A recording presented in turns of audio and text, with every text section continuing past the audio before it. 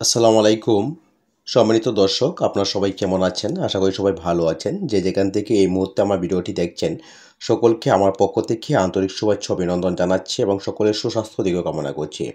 সম্মানিত দর্শক, আজকে পহেলা সেপ্টেম্বর যে একটি নতুন তথ্য পেয়েছি সাধন আনসাদে, সে বিষয়টি আজকে আপনাদের সম্মুখে তুলে ধরার চেষ্টা করছি।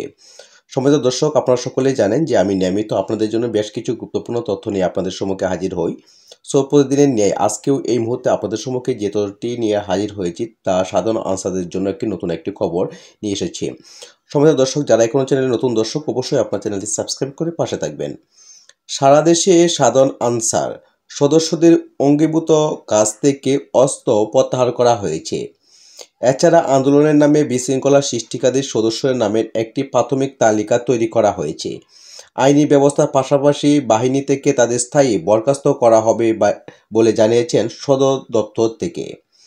গত 25শে আগস্ট সচিবালয় ঘেরাও করে কর্মসূচিতে অংশ নেওয়া হয় 10,000 সাধারণ আনসার সদস্যের তালিকা এসেছে সদর দপ্তরে।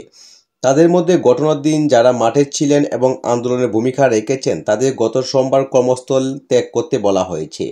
আর যারা ব্যারাক থেকে গিয়ে আন্দোলনে অংশ নেন তাদের ব্যারাকে ফিরতে দেওয়া হয়নি।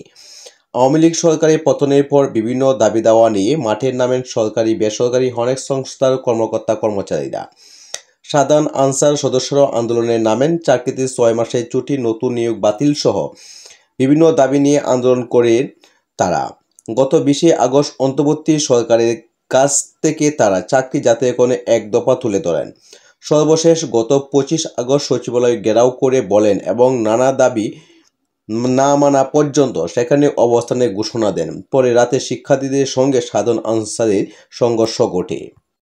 আনসারের ঊর্ধ্বতন এক কর্মকর্তা জানান, আন্দোলনে সরাসরি অংশ নেওয়া, যাদের সংগঠিত করা এবং সমর্থন জোগানো এমন 3 ক্যাটাগরিতে সদস্যের চিহ্নিত করা হয়েছে। এর মধ্যে যারা সরাসরি সংঘর্ষে অংশ নিয়েছেন তাদের চাকরি চলে গেছে বা যাচ্ছে। বাকিদের বিষয়ে সিদ্ধান্ত হবে পরে। আন্দোলনকারী তালিকায় জেলা কমান্ড্যান্ট পর্যায়ের নামও আসছে। পরে পরোক্ষভাবে আন্দোলনের ইন্ধন দিয়েছেন। আনসারের একাধিক জেলা কমান্ড্যান্ট জানান, সাধারণ আনসার সদস্যদের দাবি দেওয়া বিষয়ে তারা সতর্ক ছিলেন। অনেক জেলায় কমান্ড্যান্ট কার্যালয় ঘেরাও করার চেষ্টা করেছেন উশৃঙ্খল সদস্যরা। এমন আলোচনা ওঠার পর কৌশলে বিভিন্ন ব্যারাক থেকে অস্ত্র প্রত্যাহার করা হয়। জেলা কমান্ডাররা জানান, যেসব সাধারণ আনসার সদস্যরা আন্দোলনে অংশ নিয়েছেন তাদের তালিকা তৈরি করে সদর দপ্তরে পাঠানো হয়েছে। ডিউটি থেকে তাদেরকে প্রত্যাহার করা হয়েছে। সদর দপ্তর থেকে সূত্রে আরও জানা যায়, সচিবালয় ঘেরাও করে কর্মসূচিতে 10,000-এর মতো সাধারণ আনসার সদস্য অংশ নেন এবং তাদের তালিকা এর মধ্যে জেলা পর্যায় থেকে সদর দপ্তরে এসেছে।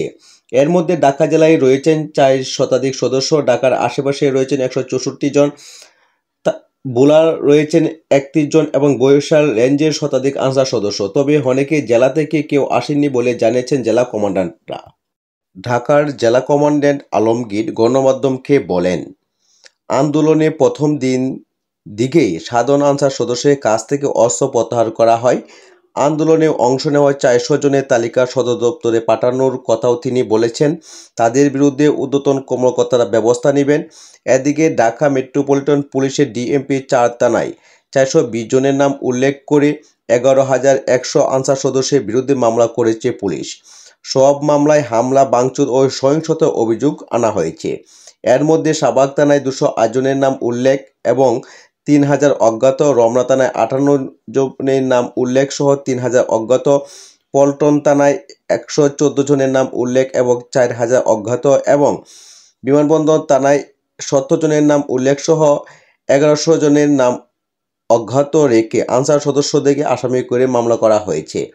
তাদের মধ্যে শাহবাগ থানায় 189 জন, রমনা থানায় 98 জন, পল্টন থানায় 113 জন এবং বিমানবন্দর থানায় 6 জনকে গ্রেপ্তার রয়েছেন। পরে আদালত তাদেরকে কারাগারে পাঠান। আনসার ও গ্রাম প্রতিরক্ষা বাহিনীর মহাপরিচালক মেজর জেনারেল আব্দুল মুতালেব সাজ্জাদ মাহমুদ বলেন, আন্দোলনের নামে সাধারণ আনসার সদস্যরা অরাজকতা পরিস্থিতি সৃষ্টি করেছে। ঢাকা আসার সময় তারা 2 সেট করে পোশাক নিয়ে আসেন। এ থেকে বোঝা যায় তারা উদ্দেশ্য ছিল ভিন্ন। তিনি বলেন, আনসার সদস্যের সঙ্গে বহিরাগতরা প্রবেশ করেছিল সচিবালয় অবরুদ্ধ করার জন্য। এ কাজের সঙ্গে যারা জড়িত তাদেরকে খুঁজে বের করে আইনগত ব্যবস্থা নেওয়া হবে এবং যারা আনসার সদস্য ছিল তাদের চাকরিতে করার কোনো সুযোগ নেই। প্রচলিত আইনে তাদের সবার বিচার হবে। তিনি আরও জানান, সচিবালয় ঘেরাও ঘটনার 7 সদস্যের তদন্ত কমিটি গঠন করা হয়েছে। কার কতটুকু দায় তা নিশ্চিত হয়ে ব্যবস্থা নেওয়া হবে। নির্দোষ কেউ যাতে হয়রানির শিকার না হয় সে ব্যাপারে বিশেষ সতর্ক দেওয়া হবে। সম্মানিত দর্শক, এই ভিডিওটি নিয়ে আপনাদের সম্মুখে হাজির হয়েছি। পরবর্তীতে আরও গুরুত্বপূর্ণ তথ্য পেলে আপনাদেরকে জানিয়ে দেওয়ার চেষ্টা করব। ধন্যবাদ সকলকে, ভালো থাকবেন। আল্লাহ হাফেজ।